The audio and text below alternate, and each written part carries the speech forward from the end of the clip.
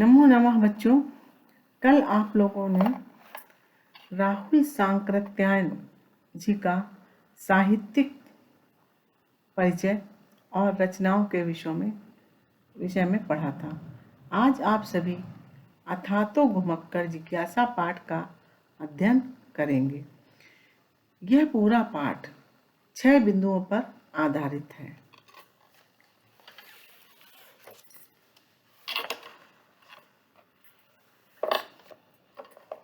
पाठ का सारांश।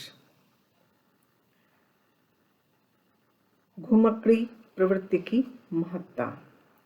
प्रस्तुत निबंध में राहुल सांकृत्यायन ने घुमक्कड़ी प्रवृत्ति की महत्ता को किसी भी शास्त्र से कम नहीं माना है। राहुल जी का मानना है कि संसार की सर्वश्रेष्ठ वस्तु है घुमक्कड़ी। घुमक्कड़ से बढ़कर व्यक्ति और समाज का हित किसी अन्य वस्तु में नहीं है। प्राकृतिक आदिम मनुष्य भी घुमक्कड़ ही था। वो कहते हैं पहले का मनुष्य जो था, आदि मानव जो था, वो घुमक्कड़ ही था। वह एक जगह न रहकर वातानुकूलित स्थान को ढूंढता था और घुमक्कड़ी जीवन व्यतीत करता था, अर्थात वो इधर उधर भ्रमण करता था। विभिन्न क्षेत्रों में घुमक्कड़ों की मौलिक देन। राहुल जी ने आदिम काल से अर्थात आदिकाल से लेकर आधुनिक काल तक के अनेक महापुरुषों की सफलता का रहस्य घुमक्कड़ी में ही सिद्ध किया है। लेखक का मानना है कि चार्ल्स डार्विन अपने महान आविष्कारों को घुमक्कड़ी किए बिना नहीं कर सकते थे। दुनिया में मंगोल घुमक्कड़ों की करामातों से सभी परिचित हैं।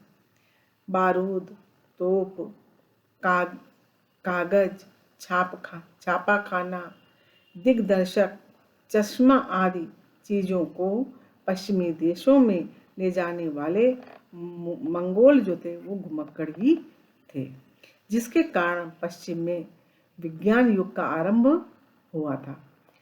कोलंबस और वास्को डी गामा ने पश्चिमी देशों के आगे बढ़ने का रास्ता खोला था। वस्तुतः कोलंबस और वास्को डी गामा जैसे महान खगोल शास्त्री जी भी घुमक्कड़ ही थे, जिन्होंने पश्चिमी देशों को खोजा था। अमेरिका व ऑस्ट्रेलिया को कोई जानता ही नहीं था। वहां उन्होंने अपना झंडा गाड़ दिया और संसार को उनसे परिचित कराया। भारत व चीन का कूपमंडूक हो जाना। कूपमंडूक का अर्थ है बच्चों कुएं का मेढक, अर्थात बहुत अधिक सीमित ज्ञान वाला। सदियों पहले भारतवासी दूसरे देशों का भ्रमण करते थे, परंतु धर्म के आवरण के चलते उन्होंने घुमक्कड़ी छोड़ दी। कुछ कट्टरपंथी धार्मिक अनुयायियों ने भारतवासियों की समुद्र यात्रा पर प्रतिबंध लगा दिए थे। उनका मानना था कि समुद्र यात्रा धर्म को भ्रष्ट कर देगी। अपनी इस संकुचित विचारधारा के चलते भारत और चीन संसार की बहुमूल्य संपत्ति से अछूते रह गए थे। अतीत में भारत और चीन में बड़े बड़े घुमक्कड़ों ने जन्म लिया, जिन्होंने दक्षिण पूर्व में लंका, बर्मा, मलाया, यवद्वीप, श्याम, कंबोज, चंपा, बोर्नियो और सैली बीज ही नहीं बल्कि फिलीपाइन तक की खोज की, परंतु बाद में कूपमंडूकता की प्रवृत्ति अपनाने से वे संसार की मूल्यवान वस्तु तथा प्रगति करने में पिछड़ गए। धर्म के क्षेत्र में घुमक्कड़ों का योगदान। प्रभु ईसा, महात्मा बुद्ध, महावीर स्वामी, शंकराचार्य, रामानंद एवं चैतन्य आदि धर्म प्रवर्तकों ने घुमक्कड़ी के बल पर ही भारत के बड़े हिस्सों को धर्म के आधार पर एकता के सूत्र में बांधा। स्वामी दयानंद द्वारा अपनाए गए घुमक्कड़ी धर्म ने ही लोगों की आंखें खोलने तथा तार्किक एवं बौद्धिक बनने में सहायता की। लेखक का मानना है कि घुमक्कड़ों ने ही संसार की प्रगति के लगभग सभी क्षेत्रों में महान योगदान दिया है। विज्ञान, भूगोल, धर्म, दर्शन, साहित्य और संस्कृति आदि सभी ज्ञान क्षेत्रों में घुमक्कड़ों की मौलिक देन निर्विवाद है।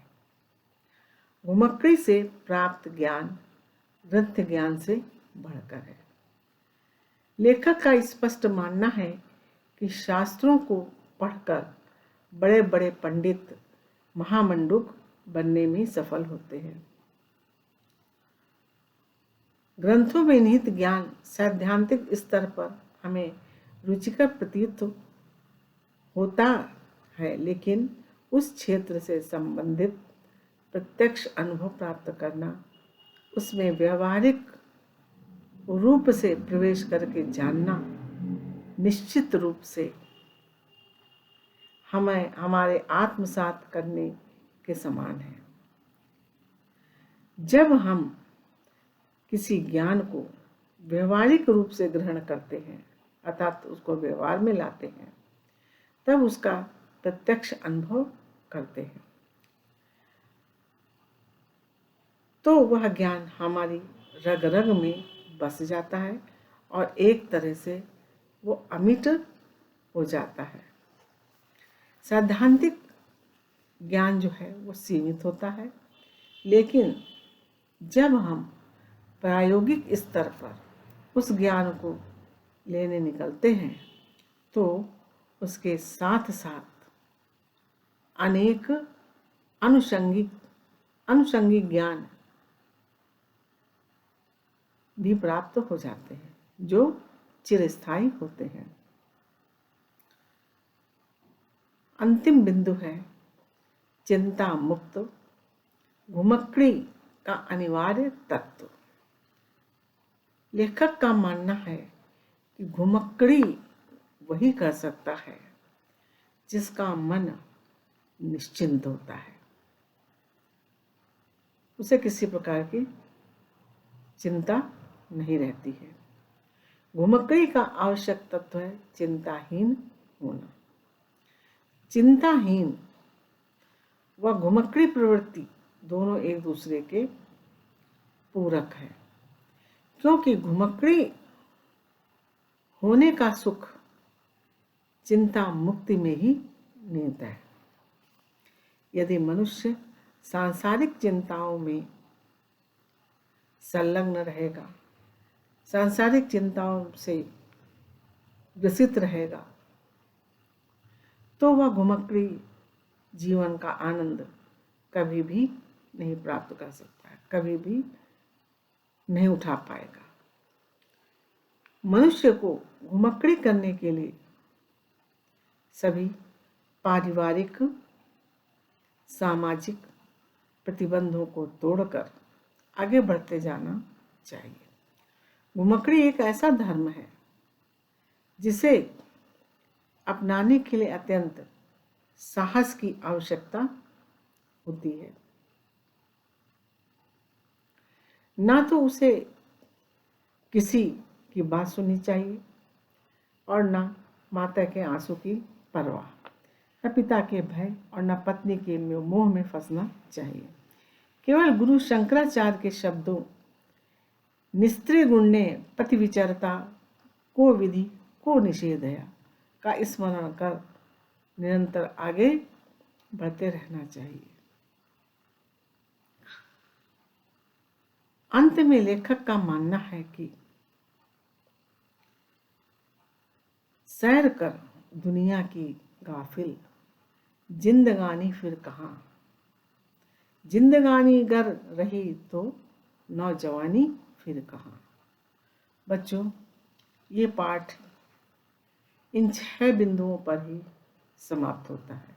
ये 6 बिंदुओं को ही लेखक ने अपने इस पाठ में विस्तार रूप में उतारा है या विस्तार रूप में उसका वर्णन किया है। बच्चों, आज का लेक्चर हम यहीं पर समाप्त करते हैं। धन्यवाद।